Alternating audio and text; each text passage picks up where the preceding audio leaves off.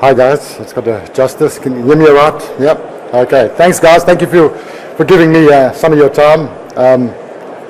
Can we get my presentation up here? I don't have it. Sorry guys. Oh. Okay. All right. Thanks. Bit of a technical issue.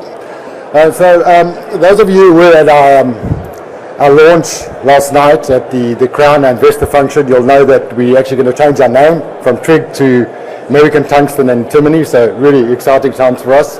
This is not going to be a technical slideshow, so I'm just going to tell you a bit about Trigg, our projects, exciting projects in the critical minerals area, and leave you with a good message of where we're going for the future.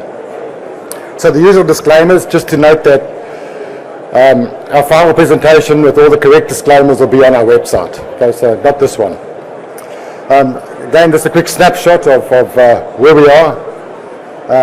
We got a project antimony project in southern Utah. We have an antimony project called Central Idaho in southwestern Idaho, and we have a tungsten project in northern Nevada. Okay. And really our mission is quite simple. We're going to explore, develop, mine and process critical minerals to ensure sovereign supply for the US and for the West. Okay. Just looking, sorry guys, I can't see this very well. It's like really small.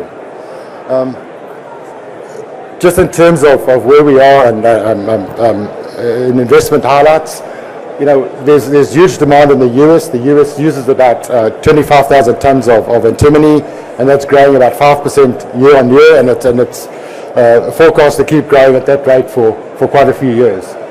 We've got like I mentioned, we've got two really good projects that we're focusing on. One is the tungsten project in Nevada, Tennessee Mountain, and the other one is the Antimony Canyon project, which I'll talk about both of the projects a bit more in a few minutes. And then again, we're looking at being a vertically integrated company, going from exploration to mine development, mining, processing, and all the way through to smelting and selling the product within the US. And we've got a really experienced team on board, which I'll mention in a while as well. And we're very well connected with people from county level, town level, all the way through to state level, federal level in Washington as well. I've been out there shaking hands, meeting people and spreading the gospel pretty actively. And then in terms of upside for us, there's obviously access to US government funding. There's partnerships that we're developing with the US government federally and on the state level. And obviously we're still looking at as a NASDAQ listing in the longer term as well, probably hopefully in Q1 next year. That's our aim. Again, look at our share price growth. Just 2 points I want to make on that is, I think our share price accurately reflects the investor confidence not only in the team but also in our strategy, and that at the moment we're pretty well funded to execute on our short and medium-term strategy.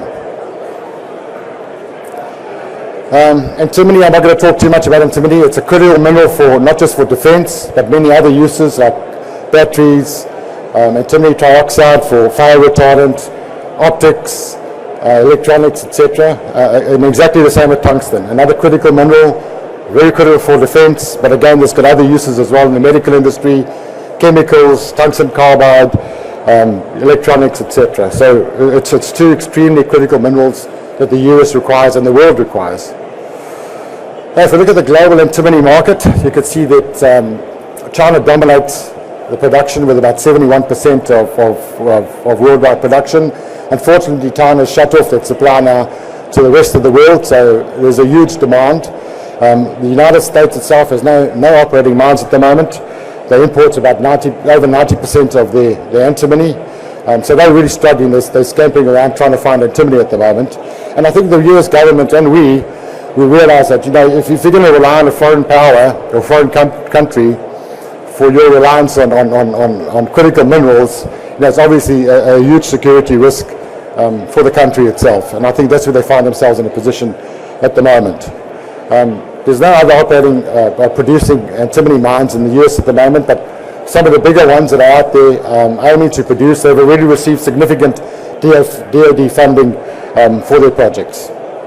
Okay, so our aim really is to dismantle this asymmetric dependence on China and provide a new source of antimony in the US. I'll quickly take a snapshot of our projects. The Antimony Canyon project, it's obviously a major antimony exploration target in Utah, which is a Tier 1 jurisdiction. We have 20 patented, which are private land claims at Antimony Canyon, and we have 49 unpatented claims. The exploration target there is about approximately 15 million tons, containing about 234,000 tons of antimony, so quite substantial. Our next steps there are just validation and the exploration target. We're going to do that through sampling, which we've already started. We've already analysed a lot of samples, and we'll continue to do that. And some quick drilling, very shallow drilling as well, which we hope to be starting, in the next quarter or so. We'll follow that up with some infill drilling, produce an MRE according to the SK 1300 and JORC standards, and that'll be followed up by pre-feasibility. We're doing some pilot mining following that, and then full-scale mining.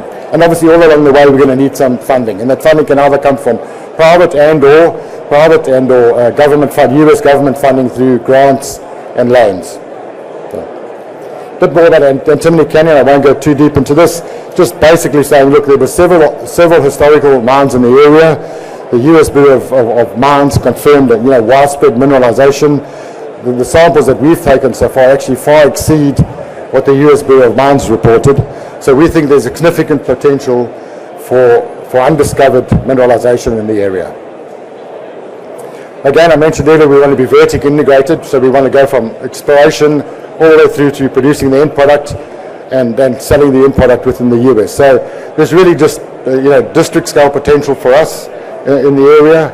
In terms of processing, we're doing some pilot studies around gravity, and then we're doing some studies around flotation. And there's ample land. There's really a lot of land available for us to put a processing plant. And then we're doing some work with Metso. They've already produced phase 1 report for us on a smelter design, producing about 5,000 tons of antimony metal per year. And that's using the Osmelt technology, which was actually developed here in Australia, and that's also zero emissions technology. Our Tennessee Mountain Tungsten project in Nevada, again, it's in one of the world's top jurisdictions. It's up in Elko County in the northern part of Nevada. There we have 4 patented claims, which is part of the old Garnet mine. Historic drilling has come up with some really high-grade tungsten hits. You can see some of the grades up there. And the historical estimate there was about 780,000 tons, between 0.3 and 0.5% tungsten. Again, this mineralization estimated about 2.5 kilometer strike length, and it's actually been confirmed to be continuous. So for us, there's a major upside there, and there's an opportunity for us, to position Trigg to deliver antimony, a domestic supply of antimony, not just to the US but to the world, and at record high prices as well. Just our leadership team, we have Tim's our chairman, I'm the MD, Chris and Nick are directors, and we have Vian, who's actually leading our processing and smelting efforts in the US. Right, just to summarize, I think I'm running it just on schedule. Just to summarize then, where we are, we're busy rebranding our name to American Tungsten and Antimony Limited. We've got one of the best teams, if not the best antimony team in the world. We've got sufficient cash to execute on our short-term and our medium-term strategy. We've overwhelming interest that we're getting from not just Australian, but also a lot of US-based investment banks. We're busy forming strategic partnerships. In fact, we've got a lot of strategic partnerships already with US suppliers and US government agencies. And our focus is just on tungsten and antimony and not everything else. Both of those minerals are critical for, not just for defense, but for the industry in the US and worldwide. And we've had great support in the US, from local levels to state level, federal level. Everyone is really supportive of the project. They want this to happen, and they want this to happen pretty quickly. And we've got 2 of the highest grade antimony and tungsten mines, projects in the US. And obviously we want to become vertically integrated, from exploration all the way through to offtake and selling into the US market. And most importantly, we actually got a clear and aggressive path for early production. So our aim is just currently we're the only primary antimony and tungsten company in the US. The strategy is to be vertically integrated. Okay. Thank you very much for your time, guys.